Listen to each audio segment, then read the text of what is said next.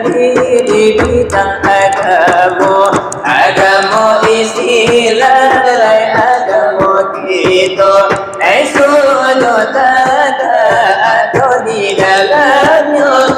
tinggal di kita menjalankan saja jika pengajian dari kami betul sila berlian beri namamu saudara lain musuh yang lupa hebat aku hati emang kau kesana kami berimakan emang kau kekayaan emang kau mengaji hebat panjang-panjang dari mulut tadi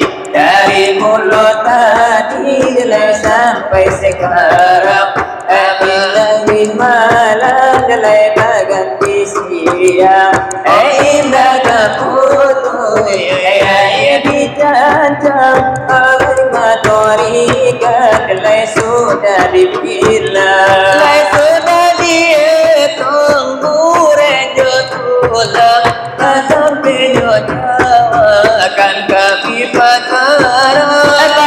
jadi pulau dari mana datang